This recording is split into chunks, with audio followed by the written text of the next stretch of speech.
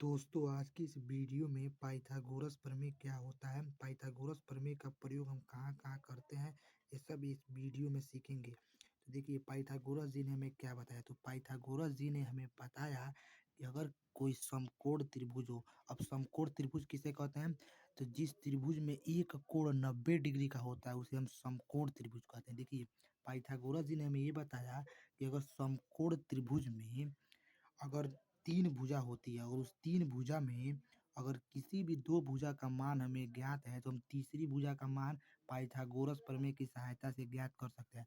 जैसे देखिए, जैसे इसमें देखिए, इसमें एक एक भुजा का मान 4 सेंटीमीटर है और दूसरे भुजा का मान 3 सेंटीमीटर है।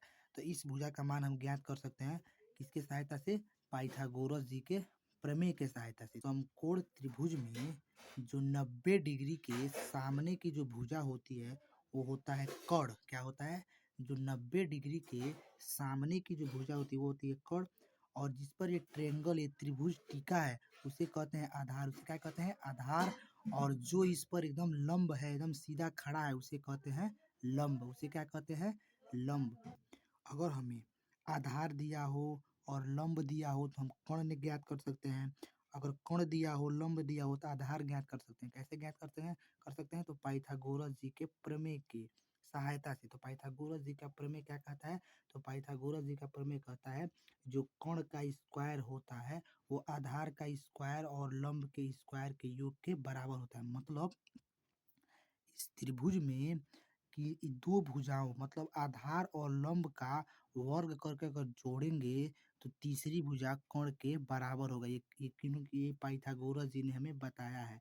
पाइथागोरस जी ने क्या बताया है कि कर्ण का जो स्क्वायर होता है वो आधार का स्क्वायर और लंब के स्क्वायर के योग के बराबर होता है। इस सूत्र की सहायता से हम इस त्रिभुज के दो भुजा का मान हमें ज्ञात है तो तीसरी भुजा का मान हम ज्ञात कर सकते हैं। देखिए जैसे जैसे आधार, देखिए आधार ये है, आधार 4 सेंटीमीटर है और लंब क्या है, लंब 3 सेंटीमीटर है। और कोण कोण का मान हमसे पूछ रहा है। देखिए कोण का मान हमसे पूछ रहा है, देखिए कोण का मान हम कैसे ज्ञात करेंगे, तो पाइथागोरस जी का प्रमेय क्या है, पाइथागोरस जी का प्रमेय है कोण का स्क्वायर जो है वो आधार का स्क्वायर और लंब के स्क्वायर के योग के बराबर होता है। तो देखिए कोण का स्क्वायर क्या है, तो कोण का स्क्वायर कुछ नहीं है, मान लेंगे हम ये जो त्रिभुज है ये मान लेंगे कि ये है और ये बी है और ये सी है। तो कोण क्या है, कोण ए सी है। कोण क्या है, कोण जो है वो कोण है ए सी। तो हम लिख लेंगे यहाँ ए सी का स्क्वायर और बराबर है तो बराबर। आधार क्या है, तो आधार हमारा देखिए आधार जिस पर ये ट्रेंगल टिका है, इसी पर ट्रेंगल टिका है बी सी पर, तो आधार हमारा क्या है, पी सी है। स्क्वायर है तो स्क्वायर और प्लस है तो प्लस। अब लंब क्या है, तो लंब यही ना है ए बी, तो लिख लेंगे ए बी का स्क्वायर। क्या लिख लेंगे, ए बी का स्क्वायर। क्या लिख लेंगे, ए बी का स्क्वायर। अब देखिए ए सी का हमको मान ज्ञात करना है, कोण का मान हमें नहीं दिया है, और ये आधार और ये लंब का मान हमें दिया है। तो देखिए तो ए सी है तो ए सी ऐसे ही रहने देंगे, ए सी का वर्ग रहने देंगे और बराबर है तो बराबर। अब देखिए बी सी, बी सी का मान कितना दिया है, ये है बी और सी, बी सी का मान हमें कितना दिया है, 4। बी सी का मान कितना दिया है, तो 4। तो रखेंगे तो 4 का वर्ग है तो 4 का वर्ग, प्लस है तो प्लस। अब ए बी का वर्ग कितना दिया है, देखिए ए बी है ना, तो 3 दिया है। कितना दिया है, तो 3 रखेंगे और इसका भी वर्ग करेंगे। अब देखिए ए सी का स्क्वायर है तो ए सी का स्क्वायर, अब बराबर है तो बराबर। अब देखिए 4 है तो 4 का वर्ग करेंगे, मतलब 4 का वर्ग का मतलब होता है 4 गुणे 4।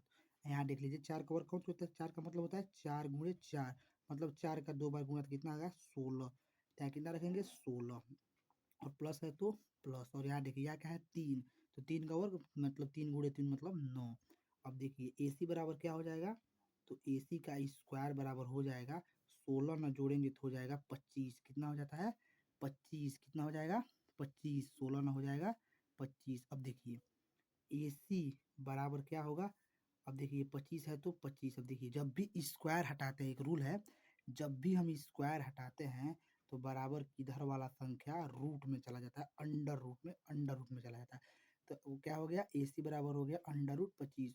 और अंडर रूट एक रूल कहता है, अंडर रूट कहता है कि अगर आप अगर जोड़े में है, अंडर रूट कहता है अगर कोई भी संख्या अगर जोड़ा में है तो वो बाहर निकल सकता है। जैसे यहाँ देखिए अगर यहाँ 2 गुणे 2 अगर अंडर रूट में है तो अंडर रूट कहता है कि आप जोड़े में है, सेम सेम संख्या तो बाहर निकल सकते, इसका मान होता है 2। ऐसे ही अगर कहीं 3 गुणे 3 एक करड़ी में है तो ये भी बाहर निकल सकता है, 3 निकल सकता है। अगर सेम सेम संख्या अगर जोड़े में हो तो निकल सकता है। ऐसे ही क्या हो जाएगा यहाँ, AC बराबर हो जाएगा अंडर रूट, इस 25 को हम लिख सकते हैं 5 गुणे 5, फिर गुणा कराएंगे तो वही मान आ जाएगा, 5 5 25 आ जाएगा, नहीं आ जाएगा, आ जाएगा, 5 5 25 आ जाएगा। देखिए तो सेम सेम संख्या है, सेम सेम संख्या है तो रूट से बाहर निकल जाएगा, मतलब AC बराबर हो जाएगा 5। मतलब इस कोण का मान कितना आ गया, इस जो कोण है इस कोण का मान आ गया कितना, 5। इस कोण का मान कितना आ गया, 5। ये हम कैसे ज्ञात किए, ये हम पाइथागोरस जी के प्रमेय से ज्ञात किए। तो पाइथागोरस जी का प्रमेय है कोण का स्क्वायर और आधार का स्क्वायर प्लस लंब का स्क्वायर। कोण का स्क्वायर जो है वो आधार का स्क्वायर प्लस लंब के स्क्वायर के योग के बराबर होता है। ऐसे ही हम किसी भी समकोण त्रिभुज में अगर 3 भुजा है और 2 भुजा का मान दिया है, तीसरी भुजा का मान हम ज्ञात कर सकते हैं पाइथागोरस जी के प्रमेय के सहायता से।